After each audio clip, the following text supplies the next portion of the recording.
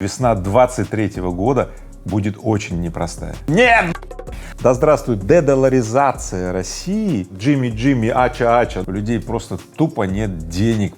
России будет не очень хорошо. Страшное падение экономической активности. И мы с вами это знаем. Слабые сигналы в поисках ответа через все свои каналы.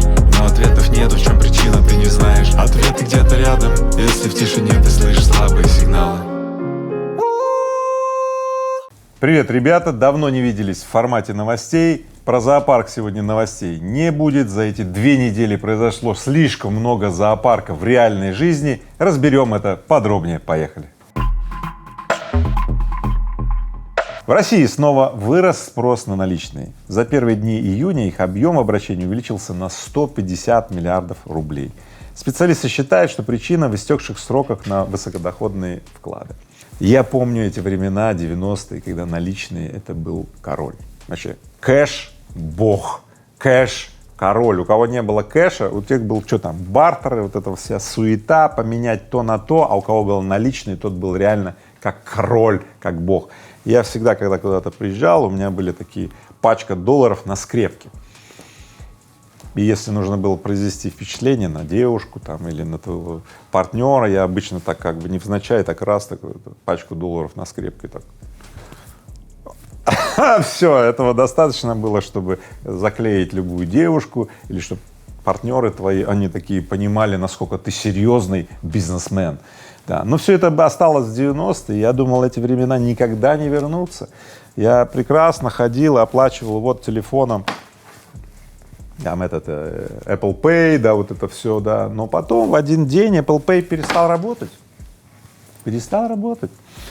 все перестало работать, и теперь я как дурак хожу, значит, кредитную карту эту мне надо везде носить, под чехол засовывать кредитную карту, чтобы там, ну, в общем, ребят, а вы, мои зрители, взяли и поступили гораздо более элегантно. Вы взяли, сняли со счетов рубли, 150 миллиардов рублей и ходите сейчас с кэшем. Ребята, я вспомнил, я же так же делал, поэтому спасибо вам за этот инсайт. Вы видите, я учусь у своих подписчиков. И смотрите, давайте так, я тоже сейчас первым делом, вот сейчас запишу этот выпуск, пойду и обналичу нормально, ну сколько? Как вы думаете, какую я сумму обналичу? Я вам сейчас предложу такой квест. Значит, 1 000 000 рублей, 5 миллионов рублей или 50 миллионов рублей, чтобы сложить это вместе с сахаром в свой погреб, чтобы, ежели что, доставать оттуда по пачечке, да, а вдруг… Да. Дело в том, что были такие случаи, когда в Казахстане я в начале года меня заперло, там были вот эти события, да, то друг, у которого я жил, он сказал: Игореха, все нормально, пойдем. Я прихожу к нему в подвал, а там у него, знаете, что он открывает там эти тенге ихние, там целый сундук. Поэтому, ребят, кроме сахара, кроме гречки, кроме ноутбуков в запасе, нам теперь еще требуется держать изрядные запасы кэша. Ну мало ли что, хрен его знает, что с этими карточками будет, с долларами и так далее. А кэш, он бог. Эльвира Набиуллина много наговорила по итогам заседания Совета директоров Банка России. Давайте разберем самые ключевые ее утверждения. Первое. Рост цен в мае, как она сказала, в начале июня, существенно замедлился, но Эльвира Набиуллина не склонна трактовать этот факт чересчур оптимистично. Вы видите, да, какие заявления? Вроде бы хорошо, но не так-то уж и очень хорошо. Действительно, цены замедлились, у людей просто тупо нет денег покупать товары, поэтому те, кто хотел бы их продать, они хотят продать подороже, но денег-то у покупателей нет. Рост цен уперся в потребительский спрос. По утверждению Эльвиры Набиуллиной, в мае снижение экономической активности приостановилось. В части внешней торговли физические объемы экспорта снизились меньше, чем ожидали в Центральном банке, тогда как динамика импорта в целом соответствовала оценкам Центрального банка. Ну, я вам вот так вот скажу. После угара марта-апреля, когда все скупали товары, думая, что там доллар взлетит и надо где-то сохранить хотя бы рубли, в апреле и в мае произошло чертово вообще обрушение потребительского спроса. Потому на самом деле Центральный банк делает, ну, такие вот какие-то вот осторожные заявления, но я вам скажу, обладая инсайдом, так, в конце мая и в начале июня произошло страшное падение экономической активности. Мы еще увидим это в августе-сентябре. Давайте дождемся. Поэтому те, кто сейчас имеют хоть какие-то накопления денежные и так далее, не спешите растрачивать их, не надо ездить ни в какой отпуск, не надо транжирить деньги, лучше сохраните резервы, запасы, вам очень это потребуется осенью и зимой. Зима, осень и следующая весна, весна 23-го года будет очень непростая. И если после создания финансовых резервов, о которых я только что сказал, у вас останутся еще кое-какие гроши, то не тратьте их на телевизоры, какие-то гаджеты и так далее, туристические поездки. Два направления, куда я рекомендую тратить. Первое — повышение своей квалификации, чтобы получить более оплачиваемую работу. Раз. И второе — улучшение своих жилищных условий. Постройте дачу, дом, в конце концов обустройте жилье. Другие виды трат, туризм и всякие там вот глупости, отдых, развлечения и так далее отставьте до лучших времен. Но возвращаемся к заявлениям Эльвиры Набиуллиной. Как утверждает глава Центрального банка, денежно-кредитные условия смягчились в отдельных сегментах, но в целом оставались жесткими. Ха-ха, вот так вот, да. То есть как бы ставки-то снизились, да, все рассказывают, вот ставка Центрального банка уже меньше 10%, ну да, но кредиты как оставались недоступными, так и остаются дальше. Поэтому на фоне вот этой смягчения денежно-кредитной политики, да, Центральный банк вводит что? Повышает неценовые требования к заемщикам. То есть сегодня кредиты могут брать только тех, кого очень мало, да, поэтому в общем кредиты не выдаются. В целом я вам скажу статистику. В мае в 4 раза меньше по сравнению с маем 2021 года было выдано, например, ипотечных кредитов. А уж для корпоративных заемщиков, я вам так скажу, кредиты практически не выдавались. Все, что выдавалось, только на рефинансирование прошлых кредитов. Новых кредитов нет. И не хотелось бы, чтобы осенью мы увидели следующее, что инвестиции в промышленность, в инфраструктуру России окончательно прекратились вот по причине вот такой вот финансовой политики, и мы увидели бы опять какие-то резкие решения о какой-нибудь продразверстке, экономической разверстке, а давайте быстро что-то сделаем. В конце концов, Центральный банк для того и есть, чтобы стимулировать экономику, а сегодня происходит одно. Мы то смягчаем, то ужесточаем денежно-кредитную политику, однако это не выражается в повышении экономической активности в России. Хотелось бы, чтобы все-таки предприниматели, бизнесы, промышленность, предприятия получали так необходимые кредиты для того, чтобы перевооружить страну, для того, чтобы создать необходимые товары, услуги, которых сейчас не стало в России, эмбарго, там, запреты и так далее. Поэтому, дорогой Центральный банк, Эльвира Набиуллина, пожалуйста, смягчите денежную и кредитную политику так, чтобы все-таки у промышленности были деньги на то, чтобы сделать товары, которые, черт побери, нужны России сейчас как воздух. В целом хочу отметить следующее. Высказывания Эльвиры Набиуллиной сейчас стали очень дипломатичны, очень аккуратны, очень вот так вот посерединочке, на тоненького, да, очень. Поэтому в них невозможно распознать никакие сигналы. И я думаю так, нет смысла все вслушиваться в это, потому что все действительно в наших руках. Как сделаем, так и будем. Будем благоустраивать свою жизнь своими руками, вот будет жизнь такая, как мы ее построим. Да. Все вот эти вот внешние факторы, да, вот эти все ожидания, что сейчас кто-то там сделает и нам вот тут лучше станет, они давно не работали и никогда не будут работать. И мы с вами это знаем. Повышены пороги перевода за рубеж для физических лиц. С 8 июня российские резиденты, физические лица, имеют право в течение календарного месяца перевести со своего счета в российском банке на свой счет в зарубежном банке или другому человеку не более 150 тысяч долларов США. Это, безусловно, хорошая новость, потому что, как вы помните, раньше было ограничение 10 тысяч долларов, потом 50, а теперь вот 150.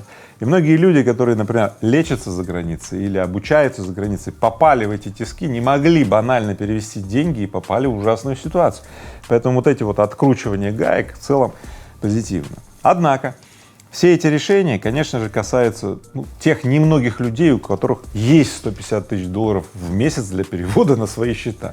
Напишите мне, у кого-то из моих подписчиков есть 150 тысяч для перевода на свои иностранные счета? Я, честно говоря, очень удивлюсь. Поэтому хотелось бы все-таки, чтобы денежно-кредитная политика смягчалась для миллионов людей, а не для тех счастливчиков, единиц, у которых есть 150 тысяч долларов каждый месяц переводить на свои счета в зарубежном банке.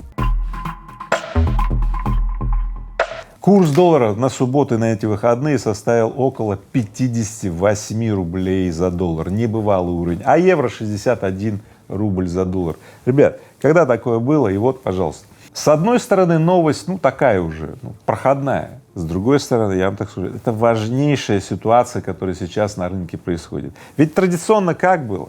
В России добывали нефть, газ, удобрения, там, металлы с начальным переделом и отправляли это все куда-то там на Запад, в мир и так далее. То есть в России был подход какой? Сырьевой придаток.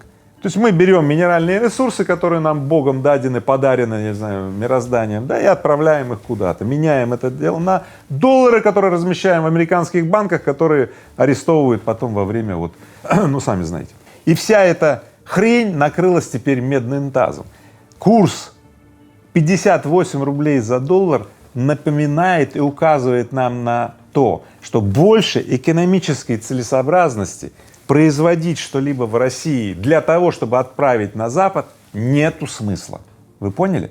Нету смысла. И поэтому те, кто развивал свои предприятия для того, чтобы производить здесь и отправлять куда-то там в заморские края, все, ребята, смиритесь с тем, что больше этого не будет. Политика островизации в России началась. Что такое островизация? Это следующее. Предприятие, бизнес, промышленность России должна прежде всего работать для внутреннего рынка. И если нам потребитель говорит: дайте мне телевизор, значит, предприниматели, бизнесмены России должны пойти сделать этот чертов телевизор и поставить его. Если нужен холодильник, то не нужен нам холодильник индезит, произведенный где-то хрен его знает там, нужен нам холодильник, произведенный здесь, под названием уже не индезит, а Саратов, например. Был у меня такой холодильник, когда я был студентом на физтехе. Ну, в общем, вы поняли, с одной стороны хорошо, видите, как хорошо, а с другой стороны очень плохо. В общем, почти что в духе Эльвиры Набиуллиной, да, заявление сделал. Ну, потому что, смотрите, с одной стороны, мы начнем делать производство для собственного рынка, да, но рынок-то у нас маленький, и поэтому производство получит такие микроскопические, куцые, да, ну, и не очень эффективные, да. Поэтому, видите, как обычно, хотели как лучше, получилось как всегда. Поэтому, ребят, золотая середина, конечно же, где-то здесь вся правда кроется. Поэтому нам надо балансировать сейчас вот это вот на тоненьком.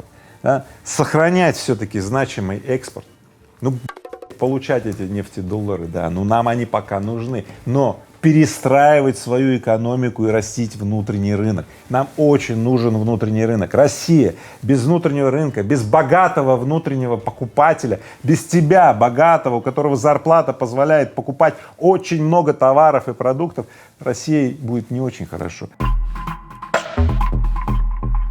Кинотеатры в российских регионах сокращают часы работы или работают только в выходные дни, а некоторые уже закрылись из-за резкого падения оборота. По прогнозам экспертов, до конца 2022 года убытки индустрии кинотеатров составят аж 10 миллиардов рублей. Давайте разберем эту ситуацию. В 90-е уже была такая история, когда кинотеатры, вот эти задрыпанные здания, там кино крутилось по полгода, там одно и то же, да. У русских режиссеров не было денег на то, чтобы что-то снимать, а если снимали, то какое-то дерьмо, вообще говоря, такое проходное. Иностранных лент не закупали, потому что бабок не было, да. Вот такая ситуация была.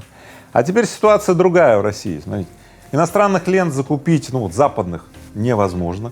Индийское кино, там, Джимми, Ача, ну, как бы российский зритель не очень любит. Там, бразильские сериалы, Рабыня Изаура и так далее, ну, они еще в 90-е уже вот так задолбали, да. Вот. Но ситуация другая, у российских режиссеров есть деньги. Фонд кино выделяет деньги и так далее, частные предприниматели иногда там подкидывают спонсорские, донорские какие-то вещи.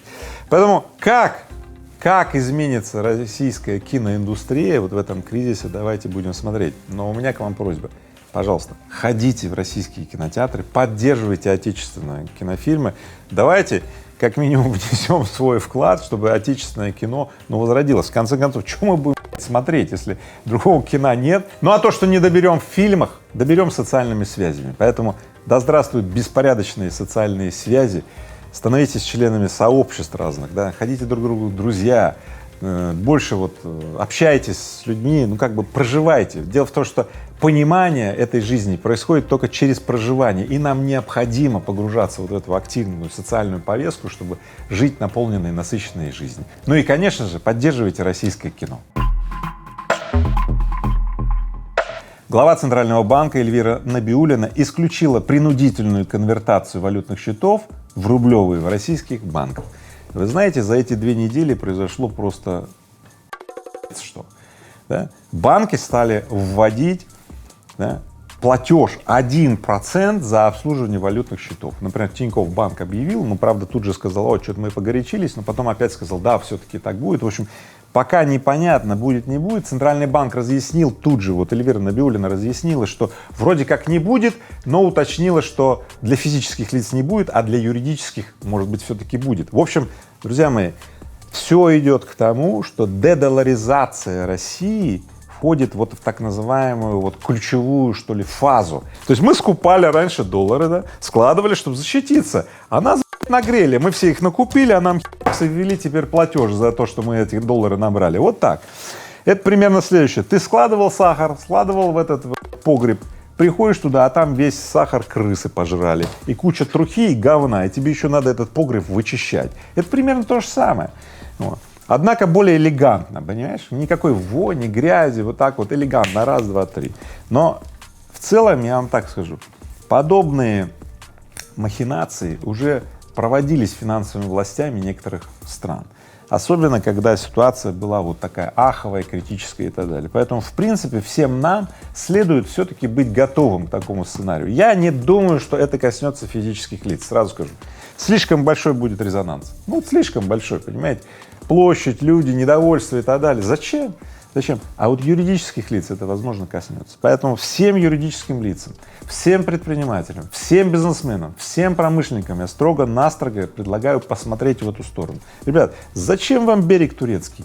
Зачем вам доллар, евро и так далее? Нормально работайте с рублевых счетов, если вам что-то там надо, ну конвертнули, закупили и так далее. Не храните на своих счетах доллары, евро и так далее. Негоже это, вы все-таки находитесь в России. Вкусно и точка. Какая агрессия в этом названии, но Макдональдс теперь называется так. Бывший Макдональдс, вкусно и точка. Сука, жри говно, на, жри, вкусно.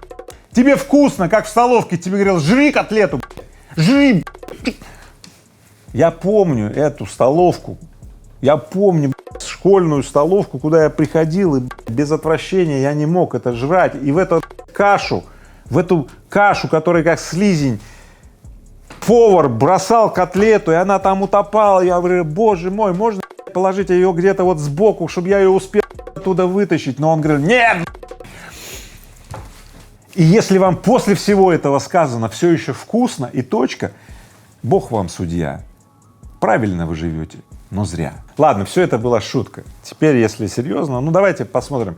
Вот Макдональдс всегда называли там Макдак или что-то там сокращенно. А как можно вот вкусно и точка назвать, там, например, вкусняк? Какая-то хрень. Вот. На самом деле, посмотрим, народное творчество же не спит, оно явно придумывает какие-то вещи. Давайте наблюдать дальше. Но я кайфую от того, как здорово ребята продолжают делать вот этот вот маркетинг. И сейчас, сделав вот это вот очень агрессивное название «Вкусно и точка», «Жри, сука, скотина», тебе сказала «жри», они в очередной раз поджигают общественное самосознание и тестируют. Мы любим, когда другие обращаются к нам с изрядной долей такой агрессивной доминации, и мы любим подчиняться. Поэтому вкусно и точка, я сказал всем Макдональдс, друзья. Все, кто не пошел в Макдональдс или не собирается пойти в Макдональдс, я приглашаю подписаться на мой канал Оперштаб X10 Academy. Это канал для того, чтобы получать своевременно самое актуальное, для того, чтобы ты сохранял хорошее настроение, повышал качество в своей жизни и ощущал защищенность. Подпишись, ссылка будет в описании к этому видео. Ну и вы знаете, традиционное, давайте вместе размножать хорошее, и тогда плохому места просто не останется. Я в огне, ум поглотил мой разум. Я в огне, горю в огне. Ты пользуй лун, чтобы не загореться заживо в этом аду.